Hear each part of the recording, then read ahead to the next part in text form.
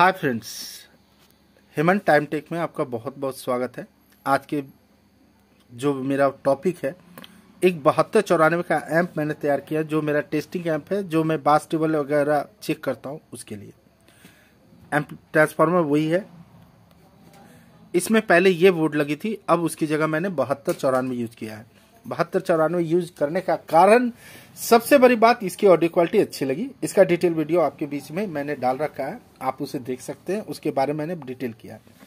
एक भ्रम जो इस आईसी के लिए है कि ये कम वोल्ट 30 वोल्ट पे नहीं काम करती। मैं आपको दिखा रहा हूं, ये देखिए 33 वोल्ट दे रखा है, कोई दिक्कत नहीं है। और काफी लंबे टाइम से यूज करके मैं इसको यूज कर रहा हूँ। 30 वोल्ट पे ये आपको अच्छा ऑडियो देता है। यहाँ पे कनेक्टिविटी थोड़ी कमजोर है। 33 टोटल इसका 60 के आसपास होगा, 66 वोल्ट।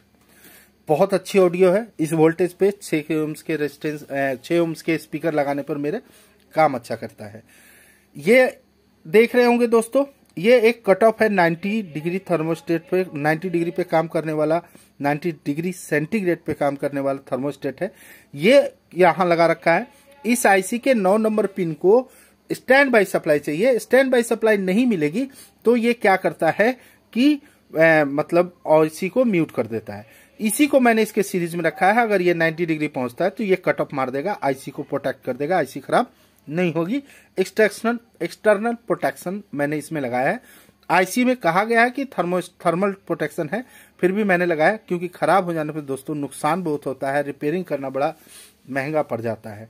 तो थोड़ा थोड़ा खर्च करके अगर हम उस चीज को प्रोटेक्ट कर ले और अपने एम्प को सेफ रखें, ज्यादा अच्छा है। अब आती है फैन की बात, जो यहाँ छिपा हुआ आपको दिख रहा है।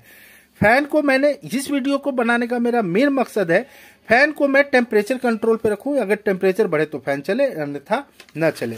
इस सर्किट का डिटेल मैं आपके बीच में आ रहा हूं और इस सर्किट का डिटेल करता हूं।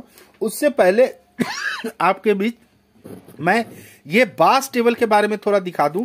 ये बास टेबल जो मैंने डिजाइन किया है, ये बास टेबल आपको मिड नहीं लो बेस फ्रीक्वेंसी का बास देगा और एक अच्छा बास प्रोवाइड कराएगा, जिससे कि आप जो होम थिएटर महंगे वाले में सुनते हैं वो बेस आपको मिलेगी। अभी मैंने ऑन कर दिया है, चेक करा रहा हूं आपके बीच। रिवर्स करता हूं, ये बास बूस्ट का है, ठीक है। आवाज दी, सुन सकते हैं। अभी नॉर्मल बास है, मेरा इफेक्टिव बास ये इस वॉल्यूम पे है जो 30 डिग्री पे, नॉर्मल बास पे ये काम कर रहा है। अभी दोनों वॉल्यूम बास टेबल की फुल है, ये देख सकते हैं।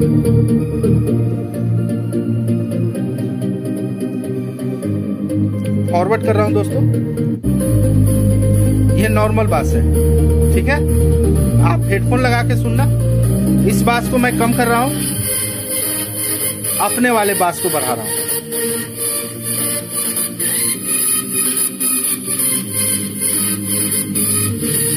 अब इसको बढ़ाऊंगा। ये बेस फ्रीक्वेंसी लो फ्रीक्वेंसी होगी, सुन सकते हैं आप।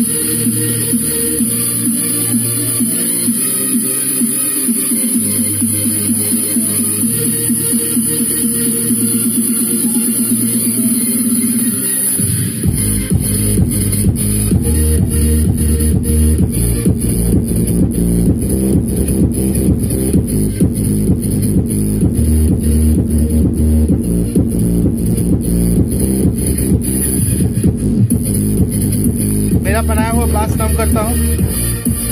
ये नॉर्मल बास आपको हर बास टेबल में मिलता है इस तरह का। ये बास मेरा बनाया हुआ है।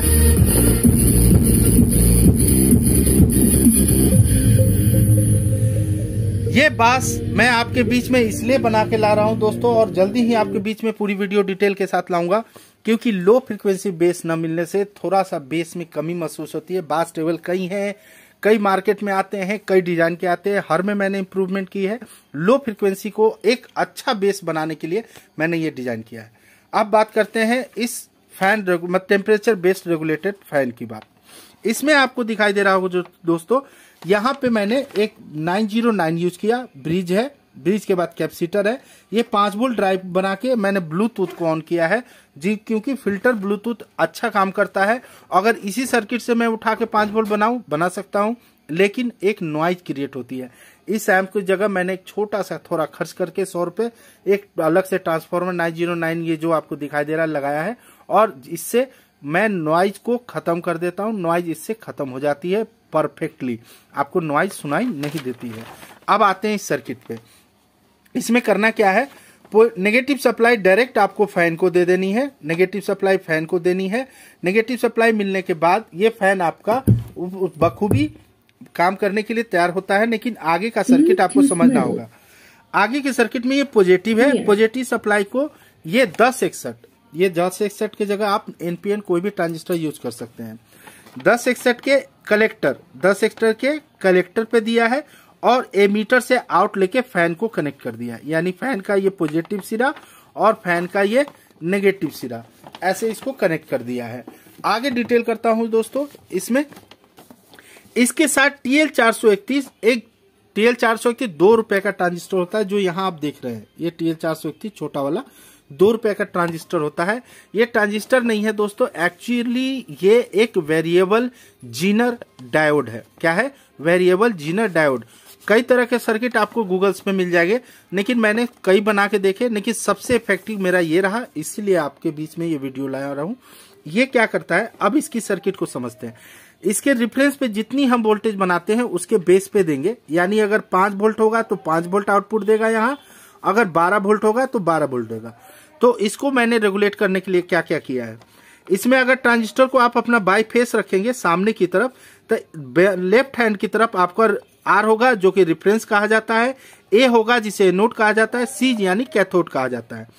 थर्मोस्टेट का एक सिरा आर पे लगा हुआ है, थर्मोस्टेट का एक सिरा घूम के देख रहे होंगे दोस्तों, आर पे लगा रखा है।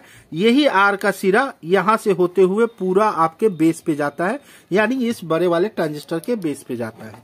ठीक है, और इस ट्रांजिस्टर के और इस पॉजिटिव के बीच में एक 1K का रेजिस्टेंस है। ट्रांजिस्टर और इसके बीच में एक 1K का रेजिस्टेंस है जो यहाँ पे इसको प्रोवाइड कराता है। नेक्स्ट पॉइंट क्या था, एक पॉइंट यहां से उठाते हैं और 150 ओम्स का रेजिस्टेंस, ये जो रेजिस्टेंस देख रहे हैं दोस्तों, ये वाली 150 ओम्स का रेजिस्टेंस है, ओम्स यानी 150 ओम्स है, इसको यहाँ पे कनेक्ट किया, यानी इसके एनोड से इसको यहाँ पे कनेक्ट कर दिया, और इसका एक सिरा और ले जाके थर्मोस्टेट पे कनेक्ट कर दिया। ये थर्मोस्टेट हमारा 104 है दोस्तों, ये थर्मोस्टेट 104 है, यानी 100K का ये थर्मोस्टेट है। जो यहाँ पे आपको मैं दिखा दूं, ये जो है, ये आपका अगर नंबर दिख रहा होगा स्पष्ट, तो ये 104 है, 104 है। इसमें 103 भी आती है।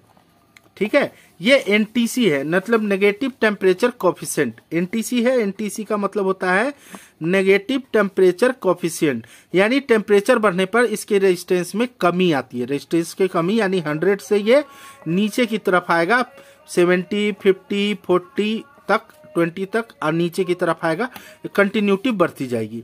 इसका फायदा उठाए एनटीसी लिया। अगर आप यहाँ 103 यूज करोगे तो उसकी जगह क्या करना दोस्तों, अगर 104 नहीं मिल रहा है, 103 मिल रहा है, तो ये जो 100K का देख रहे हैं, रेफरेंस और कैथोड, रेफरेंस और कैथोड के बीच में ये वाला जो रेजिस्टेंस देख रहे हैं, इसको आप 10K लगाना, 10K या 12K लगा देना, लेकिन 10K ज्यादा रिकमेंड होगा हमारी तरफ से, 10K लगा देना। अगर 104 का मिलेगा ये थर्मोस्टेट तो 100K लगाना, 103 का मिलेगा तो 10K का लगाना। ठीक है, ये रेजिस्टेंस चेंज नहीं होगा, ये रेजिस्टेंस चेंज नहीं होगा। ठीक है, केवल ये रेजिस्टेंस चेंज होगा इस थर्मोस्टेट के रेजिस्टेंस पे। अगर 103 होगा तो 10K, 104 होगा तो 100K। ये सर्किट आपकी तैयार होती है, यानी थर्मोस्टेट का एक सिरा एनोड से, उसी पे एक रेजिस्टेंस लगाना है 150 ओम का, जो नेगेटिव से जुड़ा रहेगा। दूसरा सिरा जो थर्मोस्टेट का है रेफरेंस पे आएगा, रेफरेंस से जुड़ा हुआ सिरा जो है आपको आउटपुट देगा इसके बेस पे, इसके बेस पे सप्लाई देगा, यानी बेस पे सप्लाई जितनी देगा उतना ही आपको आउटपुट मिलेगा और पंखा चलेगा। अगर टेम्परेचर कम होगा, यानी टेम्परेचर बढ़ेगा, इसका सपोज बढ़ रहा है, तो 100K से 80K होगा, फिर आपका 40K होगा। जितना कम होगा उतना इसके बेस पे वोल्टेज बढ़ता जाएगा और ये आउटपुट देगा। इनपुट वोल्टेज कम से कम 15, अगर आप 12012 लगाएंगे दोस्तों तो 15015 आपको मिल जाएगा। ठीक है, यानी 015 ही आपको यूज करना है, 015 यूज करना है। 015 यूज करने से आपका क्या होगा कि यहाँ पे आपको 15 वोल्ट पूरा मिला रहेगा, बेस पे जितनी वोल्टेज आएगी उतना आउटपुट मिलेगा, फैन चल पड़ेगा। ठीक है, मैं आपको इसको टेस्ट करा देता हूं। यहां पे मैंने एक एलईडी लगा रखा है जो 12 वोल्ट होने पर ही जलेगा, नहीं तो नहीं जलेगा, जैसा कि अभी आपको दिखाई दे रहा होगा। इसको मैं गर्म करता हूं। जैसा कि मैंने बताया कि ये गर्म होगा तो इसका रेजिस्टेंस कम होगा। गर्म करने का तरीका देख रहे हैं दोस्त, टेस्टिंग के टाइम ऐसे कीजिएगा, एकदम से चिपका के गर्म मत कीजिएगा, ये खराब होने के चांस हो, जल जाता है। देख रहे हैं ब्लू लाइट जल गई, यानी इसको 12 वोल्ट मिला। आवाज भी आप सुन सकते हैं, मैं साइलेंट रहता हूं। पंखा तेज चलने लगता है, 12 वोल्ट सप्लाई आने लगती है और पंखा चलने लगता है। इसको मैं यहाँ पे अभी आपके लिए छोड़ रखा है, इसको माउंट कर दूंगा यहाँ पे, या इस हीट सिंक पे यहाँ पे किसी तरह से इसको चिपका दूंगा, जो भी कंपाउंड लगा के व्हाइट सैलो टेप से चिपका दूंगा कि हीट सिंक गर्म होगी, और जैसे जैसे गर्म होगी वैसे वैसे फैन हमारा चलने लगेगा। आपके बीच में ये जो प्रोटेक्शन डिवाइस बना के आपके बीच लाने का मकसद ये था दोस्तों, गर्मी के दिन आ रहे हैं, ट्रांजिस्टर हो या आईसी हो, चीजें गर्म होके खराब होती है, गर्मी में ज्यादा खराब होती है, तो उससे प्रोटेक्शन रखने के लिए मैंने ये सर्किट डिजाइन की है। इस सर्किट को आप बखूबी समझ गए होंगे, अगर चाहे तो आप इसका मतलब स्क्रीनशॉट ले सकते हैं, और ये आपका काम करता है, जैसा कि आपके सामने प्रैक्टिकली मैंने करके दिखाया है। दूसरा, ये जो 12 वोल्ट का 12 वोल्ट पे जो जल रहा है आपका एलईडी, उसको डिफाइन कर दूं। इसके लिए एक जीनर लिया है दोस्तों, ये जीनर 9 वोल्ट का है। कितना है? 9 वोल्ट का है। इसके एक सिरा जो कि नेगेटिव सिरा से डायरेक्ट जुड़ा हुआ है, दूसरी सिरा पे एक जीनर लगा हुआ है। ये जो देख रहे हैं आप यहाँ पे, यहाँ एक जीनर लगा हुआ है, मैं आपको करीब से दिखा दूं। देखिए, नेगेटिव सिरा डायरेक्ट है और पॉजिटिव सिरा पे एक जीनर लगा हुआ है एलईडी के। ठीक है, जैसे ही इस सिरे पे 12 वोल्ट आती है तो ये 9 वोल्ट को ड्रॉप कर देता है, नहीं 9 वोल्ट तक कोई सप्लाई आउटपुट नहीं देता है, और 9 वोल्ट से ज्यादा होने पे 12 वोल्ट 3 वोल्ट देता है। यानी 9 वोल्ट से जितना ज्यादा होगा, 15 होगा तो 9 6 15 होता है, यानी 6 वोल्ट दे देगा। लेकिन यहाँ पे 12 वोल्ट ही आती है, तो 12 वोल्ट के लिए मैंने क्या किया कि 9 वोल्ट तो ये कंज्यूम कर गया, 3 वोल्ट चाहिए इसको, तो जब 12 वोल्ट होगा तो 3 वोल्ट पे ये मेरी एलईडी जल जाएगी, क्योंकि कोई भी एलईडी 3 वोल्ट पे ही काम करती है। आज के लिए इतना ही दोस्तों। आपके लिए मैं नया एक और भी अच्छा, और खासकर ये जो बीटी मैंने बनाई है इसकी वीडियोज में डिटेल में लाऊंगा, और ये बेस जो मिड बेस में कह रहा हूं, आप इसका फायदा उठा सकते हैं। एक अच्छे छोटे एम्प में भी ये अगर बेस टेबल लगाते हैं, बड़े एम्प के लिए तो है ही, छोटे एम्प में लगाएंगे तो आपको जो लो बेस आएगी उसकी क्वालिटी आपके सुनने का जो मजा है 2 गुना कर देगी। काफी अच्छी क्वालिटी का बेस आएगा, और इस बोर्ड से आपको जो बेस की कमी महसूस होती है, भरभराहट आती है आवाज में, आवाज बनाने पे फरफर करने लगता है, बेस नहीं उठ पाता, लगता है कि इसके लिए बहुत बड़ा स्पीकर लगाना होगा, वैसी बात नहीं है। इफेक्टिव और एक अच्छी बेस मैं इस पे लेके आऊंगा। और आज के लिए इतना ही दोस्तों, ठीक है। आपके बीच मैं फिर से एक वीडियो के साथ आपके बीच आऊंगा, और मैं कोशिश करूंगा कि आपका जो भी नया कोई भी कंप्लेन या जो भी रिक्वायरमेंट हो, मुझसे जो भी पूछना है उसके सारे जवाब दूंगा। आज के लिए इतना, और थैंक यू दोस्तों।